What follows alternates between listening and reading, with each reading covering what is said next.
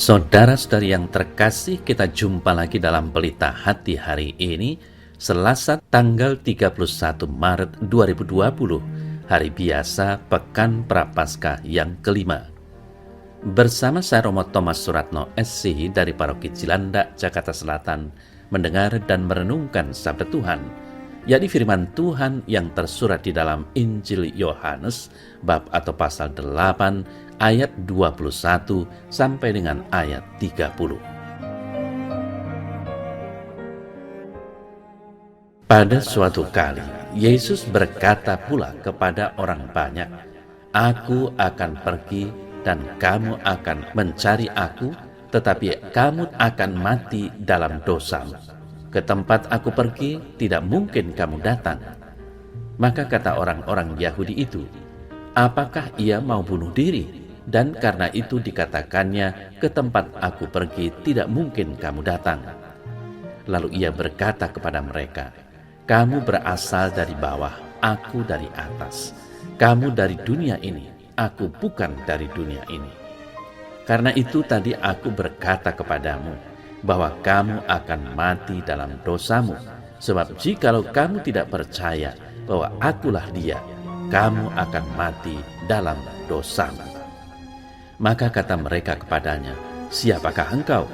Jawab Yesus kepada mereka, "Apakah gunanya lagi aku berbicara dengan kamu? Banyak yang harus kukatakan dan kuhakimi tentang kamu. Akan tetapi Dia yang mengutus aku adalah benar, dan apa yang kudengar daripadanya, itu yang kukatakan kepada dunia." Mereka tidak mengerti bahwa ia berbicara kepada mereka tentang Bapa. Maka kata Yesus, "Apabila kamu telah meninggikan Anak Manusia, barulah kamu tahu bahwa akulah Dia, dan bahwa aku tidak berbuat apa-apa dari diriku sendiri, tetapi aku berbicara tentang hal-hal sebagaimana diajarkan Bapa kepadaku. Dan Ia yang telah mengutus aku, Ia menyertai aku. Ia tidak membiarkan aku sendiri, sebab aku senantiasa berbuat apa yang berkenan kepadanya." Setelah Yesus mengatakan semuanya itu, banyak orang percaya kepadanya. Saudara-saudari yang terkasih, Yesus dalam warta Injil hari ini menjelaskan bahwa Dia akan pergi ke suatu tempat yang tidak dijangkau oleh orang-orang Farisi. Mereka justru akan mati karena dosa mereka. Dan dosa pokok mereka adalah mereka tidak percaya kepada Yesus. Mengapa? Karena mereka berasal dari bawah, dari dunia, sedangkan Yesus berasal dari atas dan bukan dari dunia. Yesus berkata tentang Bapa yang mengutusnya, tetapi orang-orang Farisi tetap tidak percaya. Untuk itu, Yesus mengatakan bahwa orang-orang Farisi menjadi percaya pada saat dirinya ditinggikan. "Apabila kamu telah meninggikan Anak Manusia, barulah kamu tahu bahwa akulah Dia." Yesus juga mempertegas dirinya, "Dan Ia yang telah mengutus aku, Ia menyertai aku. Ia tidak membiarkan aku sendiri, sebab aku senantiasa berbuat apa yang berkenan kepadanya." Saudara-saudari yang terkasih, umat Allah mengalami saat-saat yang sulit di padang gurun. Mereka meragukan Tuhan dan pertolongannya, sehingga yang ada hanya sikap bersungut-sungut.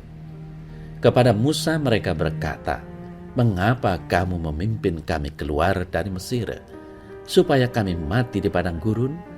Sebab di sini tidak ada roti dan tidak ada air, dan akan makanan hambar ini kami telah muak." Dosa ketidakpercayaan pada Yahweh dan keterbukaan hati dan budi kepada dewa-dewa lain. Jalan keluar yang telah ditempuh Tuhan adalah hukuman pedagogis bagi mereka dan pengakuan dosa mereka secara umum. Meskipun umat berdosa, Tuhan sabar dan mengampuni mereka. Saudara-saudari yang terkasih, pemahaman kita diperkaya tentang makna diangkat atau ditinggikan, seperti yang dikatakan dalam warta Injil tadi. Dalam kitab Bilangan, patung ular tembaga dipancang pada tiang yang tinggi, dan semua yang dipagut ular memandang ke atas. Dalam warta Injil tadi, Yesus mengatakan bahwa Dia berasal dari atas dan bahwa pada saat dirinya diangkat dari dunia, maka semua orang akan mengakuinya. Apa artinya ini? Ketika seorang jatuh dalam dosa, ia mati karena dosa-dosanya. Supaya tetap hidup, ia harus mengangkat kepala, memandang langit seraya memohon belas kasih Tuhan. Ketika seorang bergumul dalam hidupnya, ia perlu memandang Kristus tersalib. Di sanalah ia akan menemukan keselamatan yang benar. Saudara-saudari yang terkasih, fokus perhatian kita adalah pada Yesus yang ditinggikan di atas kayu salib. Dia menderita sengsara untuk keselamatan kita. Dengan memandangnya di atas kayu salib, kita melihat aliran keselamatan, yakni cinta kasih yang total dari Bapa kepada manusia. Yesus berkata, "Karena begitu besar kasih Allah akan dunia, sehingga Dia mengutus putranya yang tunggal, sehingga setiap orang yang percaya kepadanya akan beroleh hidup yang kekal." Yohanes 3 ayat 16. Maka pandanglah salib Kristus dan pikulah salibmu hari demi hari mengikutinya. Ya Tuhan Yesus, aku percaya dan semakin yakin bahwa Engkau juru selamatku, karena dengan salib suci-Mu, sungguh Engkau menebus dosaku dan terus menguduskan diriku, serta menerangi jalan hidupku di dunia ini. Amin.